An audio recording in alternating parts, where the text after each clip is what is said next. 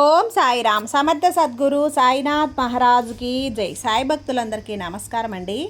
మన బాబాగారి దయ వల్ల మనందరం బాగుండాలి, సంతోషంగా ఉండాలి అని చెప్పి మనస్ఫూర్తిగా కోరుకుంటూ ఈరోజుటి వీడియో స్టార్ట్ చేస్తున్నాను ఫ్రెండ్స్.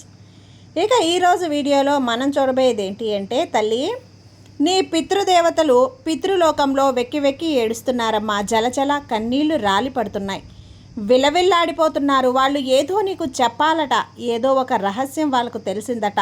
నీతో మాట్లాడాలని ఎదురు చూస్తూ ఉన్నారు, నీతో కలవాలని చూస్తున్నారు, నిన్ను హెచ్చరించాలని చూస్తున్నారు. కానీ మాట్లాడడానికి వీలు లేక, కలవడానికి వీలు లేక వాళ్ళు విలవిల్లాడిపోతున్నారు. ఆ రహస్యం ఏంటో ఇప్పుడే ఈ క్షణమే నీతో చెప్పాలట. వాళ్ళ కడుపులో ఉంచుకోలేక, బయటికి చెప్పలేక అల్లాడిపోతున్నారు. ఆ రహస్యం ఏంటో తెలుసా? నీ వంశానికి వెన్నుపోటు పొడిచింది ఎవరో, నీ కుటుంబంలో ఎవరో పితృదేవతలకి తెలిసిపోయిందట. వాళ్ళు నీతో చెప్పాలని హెచ్చరిస్తున్నారట, విలవిల్లాడిపోతున్నారు. అందుకే నన్ను వెతుక్కుంటూ వచ్చారు బిడ్డ అంటూ బాబాగారు మన కోసం తీసుకొచ్చినటువంటి ఈ సందేశాన్ని వినే ముందుగా మన ఛానల్ని ఫస్ట్ టైం చూస్తున్నట్లయితే ప్లీజ్ సబ్స్క్రైబ్ చేసుకోండి ఫ్రెండ్స్. వీడియో నచ్చితే కనుక లైక్ చేసి సపోర్ట్ చేయండి. ఇక వీడియోలోకి వెళ్ళబోయే ముందుగా ఒక్కసారి, ఎక్కడెక్కడో మీరు జ్యోతిష్యం చెప్పించుకొని తృప్తి చెందకుండా, మనశ్శాంతి అనేది లేకుండా, మీ సమస్య అనేది ప్రాబ్లంకి ఆ సొల్యూషన్ అనేది దొరక్క మీరు అసంతృప్తిగా బాధపడుతూ ఉన్నట్లయితే ఒక్కసారి మనకు బాగా తెలిసినటువంటి గురువుగారు శ్రీ షిరిడి సాయిబాబా ఆశీస్సులతో జ్యోతిష్యం చెప్తున్నారు గురూజీ సుబ్రహ్మణ్యం రాజు గారు. Contact number 9908224144. ఈ గురువుగారు నెంబర్ 1 వశీకరణ స్పెషలిస్ట్. మీ యొక్క ప్రతి సమస్యకి కూడా పరిష్కారం అనేది చూపిస్తారు. అన్ని విషయాలను కూడా ఫోన్లో స్వయంగా గురువుగారే మాట్లాడతారు. ప్రేమ, పెళ్లి, భార్యాభర్తల మధ్య సమస్యలు, స్త్రీ మరియు పురుషుల వశీకరణం చేయబడును. చెడు గృహ ప్రయోగాలకు నివారణ చేయబడును. మీ యొక్క ఎటువంటి సమస్యనైనా సరే ఫోన్లోనే 24 గంటల్లో పరిష్కారం అనేది చూపిస్తారు. కాబట్టి నమ్మకంతో గురువుగారిని కాంటాక్ట్ అవ్వండి. మీరు ఎక్కడెక్కడో జ్యోతిష్యం చెప్పించుకొని అసంతృప్తి చెంది ఉంటే ఈ గురువు గారి దగ్గర ఒక్కసారి ఫోన్ చేసి మీ సమస్యకు పరిష్కారం అనేది తెలుసుకున్న తర్వాత మీ మనసు ప్రశాంతంగా ఉంటుంది. కాబట్టి నమ్మకంతో కాల్ చేయండి గురువుగారికి. సుబ్రహ్మణ్యం రాజు గారు, నెంబర్ 1 వశీకరణ స్పెషలిస్ట్. Contact number 9908224144. ఇక వీడియోలోకి వచ్చేస్తే, తల్లి నీ పితృదేవతలు నీ బిడ్డలకు తెలియజేయమంటున్నారమ్మా. బాబా, నా కుటుంబాన్ని సర్వనాశనం చేస్తున్నది ఎవరో నా కళ్ళకు కట్టినట్లు తెలిసిపోయింది. నా కళ్ళారా నేను చూశాను. నాకు చెప్పడానికి వీల్లేదు, మాట్లాడడానికి అవకాశం లేదు. దయచేసి నా మీద, నా బిడ్డల మీద దయ చూపించి ఈ ఒక్క సహాయం చెయ్యండి అంటూ నీ పితృదేవతల ఆత్మలు నన్ను ఎంతో వేడుకుంటున్నాయి బిడ్డ, ప్రాధేయపడ్డాయి. అందుకే ఈరోజు నీ పితృదేవతలు నేరుగా నీతో మాట్లాడబోతున్నారు. నా ద్వారా ఒక్కసారి కళ్ళు మూసుకో. కళ్ళు మూసుకొని నీ పితృదేవతలను మనసారా తలుచుకో.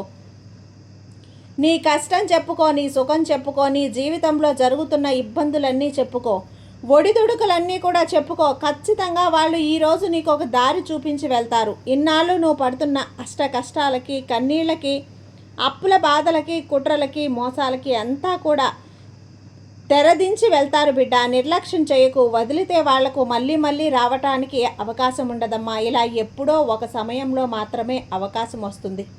నీకేవైనా తెలియజేయాలన్నా, హెచ్చరించాలన్నా, నిన్ను ప్రేమగా పలకరించాలి అన్నా వాళ్ళకు అవకాశం వచ్చినప్పుడు నువ్వు నిర్లక్ష్యంతో ఉన్నావంటే వాళ్ళ ఆత్మలు ఇంకా క్షోభిస్తాయి. జాగ్రత్త. వాళ్ళ ఆత్మలు క్షోభిస్తే ఆ పితృశాపం, పితృదోషం నిన్ను, నీ బిడ్డల్ని వెంటాడుతుంది. ఏదో చెప్పాలని వాళ్ళు అల్లాడిపోతున్నారు. తల్లి, నీ కుటుంబానికి, నీ ఫ్యామిలీకి వెన్నుపోటు పొడిచింది ఎవరు? నీ ఫ్యామిలీ ఇలా ఇబ్బందులు పడడానికి కారణం ఏంటి? అసలు నీ లైఫ్లోకి, నీ జీవితంలోకి విలన్ అనేది ఎవరు? ఈరోజు నీ పితృదేవతల ద్వారా నువ్వు తెలుసుకోబోతున్నావు. అది కూడా నీ పితృదేవతలు నా ద్వారా నీతో పలికిస్తున్నారు, నీతో మాట్లాడిస్తున్నారు. కాబట్టి ఒక్కసారి కళ్ళు మూసుకొని మనస్ఫూర్తిగా వాళ్ళను స్మరించుకో, వాళ్ళ పేర్లు తలుచుకో. వాళ్ళ ఆశీర్వాదం వల్ల ఈరోజు నీకు ఒక పరిష్కారం అనేది లభిస్తుంది. ఇన్నేళ్లుగా పట్టుకోలేని ఆ విలన్ ఎవరో, ఆ శత్రువు ఎవరో, ఆ వెన్నుపోటు దారుడు ఎవరో ఈరోజు నీ పితృదేవతలు బట్టబయలు చేయబోతున్నారు. కాబట్టి జాగ్రత్తగా విను తల్లి. ఒక్కసారి ఇప్పుడు వాళ్ళని తలుచుకున్నావా? నువ్వు ఏమేం విషయాలు తెలుసుకోవాలి అనుకుంటున్నావో ఒక్కసారి మనసులో అనుకో. నీ పితృదేవతల ద్వారా నువ్వు ఏం తెలుసుకోవాలి అనుకుంటున్నావో వాటిని మనసులో అనుకొని నీ పితృదేవతలతో చెప్పుకో. నేను ఏ విషయాలు తెలుసుకోవాలి అనుకుంటున్నాను అని వాళ్ళ ఆత్మ నీకు కనెక్ట్ అవుతుంది. వాళ్ళు తెలిపే విషయాలు ఏవైతే ఉన్నాయో నువ్వు వినగలుగుతావు. అయితే నేను ఎంతో ప్రేమతో గౌరవిస్తున్నాను, ఎంతో గౌరవంతో ఆహ్వానిస్తున్నానని కూడా నువ్వు వాళ్లకు స్వాగతం పలుకు, ఆహ్వానం పలుకు. అలాగే మన కుటుంబంలో, మన వంశంలో జరిగినటువంటి ఆ సందర్భాలు ఏంటి, ఆ మోసాలు ఏంటి, ఆ కుట్రలేంటి, ముఖ్యంగా వెన్నుపోటు పొడిచే ఇబ్బందులకు గురి చేయాలి అనుకున్న ఆ వ్యక్తి ఎవరు, గురయ్యే పరిణామాలను తీసుకొచ్చిన ఆ వ్యక్తి ఎవరు అనేది ఈరోజు నాకు తెలియచేయి. నీ పితృదేవతలను కళ్ళు మూసుకొని ఒక్కసారి మనసారా తలుచుకొని వాళ్ళకు చెప్పుకో. నీ వాదన ఏంటి అని వాళ్లకు వేడుకో. అసలు ఎవరి కారణంగా ఎన్ని పరిణామాలు చోటు చేసుకుంటున్నాయో, ఆ విలను ఎవరు అనేది నీ పితృదేవతలు ఈరోజు ఇప్పుడు నీకు చెప్తారు బిడ్డ. అయితే ఇప్పుడు నీ పితృదేవతలు నా ద్వారా పలికిస్తున్న సందేశాన్ని మనసు లోతుల్లోకి తీసుకో. ఏమాత్రం అనుమానం వద్దు, ఏమాత్రం సంశయం వద్దు. ఇక్కడ మాట్లాడుతున్నది నీ పితృదేవతలే. ఇది ఏంటంటే వాళ్ళు ఇక్కడ చెబుతున్నారు, ఏం చెబుతున్నారో తెలుసా తల్లి? నీ ఫ్యామిలీకి దగ్గరగా ఉన్న వ్యక్తి, ఎమోషనల్గా డిస్టెన్స్ ఉన్నటువంటి వ్యక్తి, అంటే నీ నుంచి దూరమైనటువంటి వ్యక్తి, నీ నుంచి ఎప్పుడు ఈ జనరేషన్ కాదమ్మా, ఈ తరం కాదు, గతంలో మీ తాతల తరంలో, మీ తాతల జనరేషన్లో వాళ్ళు మీ ఫ్యామిలీకి దూరమై, వాళ్ళు నీ కుటుంబానికి దూరమై, వాళ్ళు ఉన్నటువంటి స్థాయికి, పొజిషన్కి, వాళ్ళు ఉన్న సిచ్యువేషన్కి మీ తాతలు తల్లిదండ్రులు కారణమని వాళ్ళు అనుకుంటున్నారు. అయితే మీ తాతలు మీ తల్లిదండ్రులు ఉన్న స్థాయికి వాళ్ళ స్థాయికి పోల్చి చూసుకుంటున్నారు. అంటే ఆ సిచ్యువేషన్ని కంపారిజన్ చేసుకుంటున్నారు. ఒకలాంటి అసూయ పుట్టింది, ఈర్ష్య పుట్టింది. నీ ఫ్యామిలీ వాళ్ళ బయట వాళ్ళు కాదు తల్లి. కాకపోతే ఇక్కడ పోల్చుకోవటం అనేది, కంపారిజన్స్ అనేది ఎక్కువ ప్రభావం చూపించాయి. అందులో నుంచి ఉద్భవించినవే ఇవన్నీ కూడా. వాళ్ళు ఇలా ఉన్నారు, నేను ఇలానే ఉన్నాను, నా బతుకు ఎప్పుడు బాగుపడుతుంది, నా సిచ్యువేషన్ ఇలా ఉండడానికి కారణం వీళ్ళే, నేను ఇంత బాధపడడానికి కూడా కారణం వీళ్ళే అని భావించిన ఒక వ్యక్తి ఆలోచన నుంచే ఇదంతా కూడా జరిగిందమ్మా. నీ పితృదేవతలు చెబుతున్నారు బిడ్డ, ఇది అప్పటి కాలంలో, వాళ్ళ కాలంలో జరిగింది. మరి ఇప్పుడెందుకు బాబా వాళ్ళు హెచ్చరించాలనుకుంటున్నారు? నా పితృదేవతలు అన్న అనుమానం నీకు వస్తే గనక చివరి వరకు వింటేనే ఇప్పుడు నీ తల్లిదండ్రులు నీతో ఎందుకు చెబుతున్నారో నీకు అర్థమవుతుంది. మధ్యలో వదిలేసి వెళ్ళిపోతే నీకేం అర్థం కాదు బిడ్డ. నీ వంశానికి అది అలా అలా అలా అలా సాగుతూనే వస్తుంది, సోకుతూనే వస్తుంది, క్యారీ ఫార్వర్డ్ అవుతూనే వస్తుందమ్మా. నువ్వు ఇంకా కూడా బర్డెను మోసే స్టేజ్లోనే ఉన్నావు. ఇది వాళ్ళు ఒక రకంగా చెప్పాలంటే నమ్మక ద్రోహం. ఇక్కడ నీ తల్లిదండ్రులు, నీ పితృదేవతలు నేను చెప్తున్నారో తెలుసా, ఇండైరెక్ట్గా ఒకళ్ళు అని నీ వాళ్ళు గుర్తించేసరికి, వీళ్ళే అని గుర్తు చేసేసరికి నీ వాళ్ళు దాన్ని గుర్తించలేకపోయారు. అయితే ఐడెంటిఫికేషన్ నీ వాళ్ళు చేయలేకపోయారు అంటే నీ వంశంలో అప్పుడు ఒక నమ్మకం ఉండొచ్చు, నావాడే, మావాడే, మనవాడు కదా అనే ఒక ఉద్దేశం కూడా కావచ్చు. ఆ వ్యక్తిని వాళ్ళు గుర్తించలేకపోయారంటే మంచితనం ముసుగులో ఉన్న ఆ వ్యక్తిని వాళ్ళు అప్పుడు గుర్తించలేకపోయారు. ఆ పర్సన్ అనుకోని వేరే పర్సన్ మీద వీళ్ళు రివెంజ్ తీర్చుకోవడం కూడా జరిగిపోయింది. అయితే ఇన్ని పరిస్థితులు మా ఇంట్లో జరుగుతున్నాయి కదా బాబా, ఈ వ్యక్తే వీటన్నింటికీ కారణం అంటూ ఇంకొక ఏమీ కూడా సంబంధం లేని వ్యక్తి మీద వీళ్ళు రివెంజ్ తీర్చుకున్నారు అంటే బాగా తీర్చుకున్నారు. అది ఏ విధంగా, మాటలతో కావచ్చు, చేతలతో కావచ్చు, ఎలాగైనా సరే ఈ వ్యక్తిని గుర్తించలేక ఈ వ్యక్తికి చేయాల్సింది ఆ వ్యక్తికి చేసేశారు. ఆ వ్యక్తిని గుర్తించలేకపోయారు, వేరే వ్యక్తిని టార్గెట్ కూడా చేశారట తల్లి. కానీ అసలు వ్యక్తి వీళ్ళు టార్గెట్ చేసిన వ్యక్తి కాదట, అసలు వీళ్ళు వేరే వాళ్ళు ఉన్నారట. వాళ్ళలో మీ వంశానికి, ఈ సిచ్యువేషన్కి కారణం నువ్వు ఇలాంటి ఆర్థిక ఇబ్బందులు, అలాగే ఫ్యామిలీ బర్డెన్స్ మోయడానికి కారణం కూడా వాళ్ళు చేసినటువంటి కుతంత్రమేనట, కారణమట.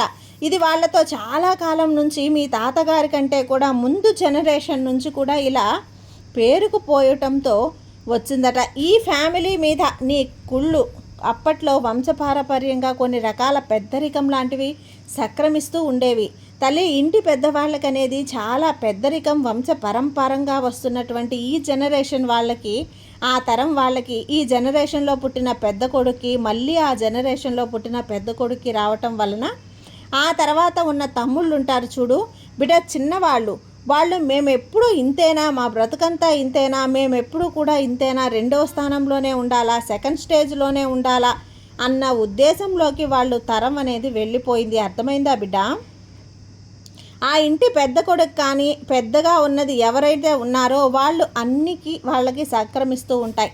పెద్దరికం కావచ్చు, అధికారం కావచ్చు, గౌరవం కావచ్చు, హోదా కావచ్చు, ఏదైనా సరే తరతరాలుగా కూడా పెద్ద బిడ్డ కొడుకు అన్నట్లు వాళ్ళకి సంక్రమిస్తూ మీకు సంక్రమిస్తూ వచ్చేసరికి మేము ఈ కుటుంబంలో పుట్టి ఏ అధికారము లేకుండా మేము ఇలా ఉండిపోతూ మేము చేతగాని వాళ్ళలా ఉండిపోవాలా, వాళ్ళ కింద బ్రతకాలా అన్న ఒక ఉద్దేశంతో అలా నుంచి పుట్టుకొచ్చినదే బిడ్డ. ఇవన్నీ కూడా అలా వాళ్ళ తరాన్ని చూస్తూ చూస్తూ ఒక్కసారిగా ప్లాన్ చేసుకొని బాగా గమనించి అబ్జర్వ్ చేసి నీకు ఒక పొజిషన్కి రావటానికి, పరిస్థితులు రావటానికి వాళ్ళ కుట్రే కారణమని నీ పితృదేవతలు చెప్తున్నారు బిడ్డ. వాళ్ళు ఈ కుట్రకి తలుపులు ఓపెన్ చేశారమ్మా. డోర్ ఓపెన్ చేయటం వలన ఈ పరిస్థితులు దాపరికమయ్యాయట. ఎంతో కాలంగా ఉన్న అసంతృప్తి ఒక్కసారిగా వాళ్ళందరిలో పేరుకుపోయిందట. మాకిక్కడ పెత్తనం చేయటం కానీ, ఈ ఆస్తి అనుభవించడానికి కానీ, వీటి మీద మేము అధికారం చెలాయించడానికి కానీ మాకు ఏ హక్కు లేదు అన్న ఒక ప్రశ్న, ఒక క్వశ్చన్ అప్పటి నుంచి కూడా వచ్చింది. అప్పటి నుంచే వాళ్ళ మనసులో కలిగింది. ఆ వ్యక్తి ఆలోచనల కారణంగానే వాటినే వీళ్ళు కుట్రగా ఎంచుకున్నారట. ఇక్కడ ఓర్వలేనితనం అనేది ఎక్కువగా కనిపిస్తూ ఉంది బిడ్డ. వాళ్ళకి కుటుంబంలో ఇంపార్టెన్స్ లేదు అనే ఒక ఫీలింగ్ కూడా వాళ్ళకి ఎక్కువగా ఉండి వాళ్ళను తినేస్తూ ఉంది. నన్ను పట్టించుకోవట్లేదు, వాళ్ళకి నేను అవసరం లేదు అన్నది కూడా నాకు లేదు. ఇలాంటి ఒక భావాలు, ఫీలింగ్స్ అన్నీ కూడా వాళ్ళలో పేరుకుపోతూ ఉంటాయట. ఇంకా చెప్పాలంటే ఇక్కడ ఒక అన్న, తమ్ముడు అనుకో, లేదంటే ఒక రామో, శ్యామో అని చెప్తారు చూడు, లేదంటే ఒక సురేష్, రమేష్ అని చెప్పడం కానీ. ఇక్కడైతే సురేష్ అనేవాడు తమ్ముడు, ఇక్కడ రమేష్ అనే ఒక వ్యక్తికి అన్నీ ఉన్నాయి. ఈ సురేష్ అనే నాకేమీ లేవు అనుకుంటుంటాడు. ఇప్పుడు రమేష్ అనే వ్యక్తికి ఉన్న మర్యాద, హక్కులు, అవకాశాలు నాకు లేవు, నేను ఎప్పుడూ కూడా సెకండరీగానే ఉండిపోయాను అని చెప్పి సురేష్ అనుకోవటం, ఇలాంటి ఎనర్జీ, ఇలాంటి కుతంత్రం, ఒకలాంటి ఇన్సెక్యూరిటీ ఫీలింగ్ ఈ నమ్మక ద్రోహానికి కారణమయ్యాయి బిడ్డ. తరతరాలుగా వస్తున్న స్వార్థమే ఆ ఎనర్జీని వాళ్ళు కుట్రలు చేయటానికి దారితీసింది. ఇక్కడ మెయిన్గా పదవిని, పొజిషన్ని, స్థాయిని, డబ్బుని అన్నిటికంటే పోల్చుకోవటం చేసుకుంటున్నారు.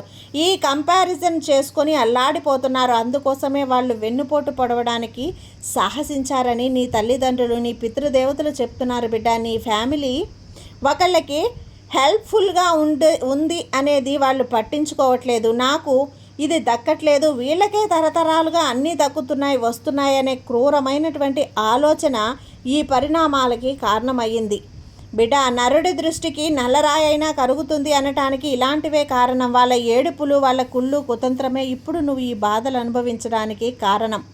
నీ పితృదేవతలు నిన్ను హెచ్చరిస్తున్నారు, నీకు చెప్పమంటున్నారు. ఇది ఒకళ్ళు చేసిన పని కాదు, చాలా కాలంగా ఇది ప్రీ ప్లాన్డ్గా గమనించి అబ్జర్వ్ చేశారట.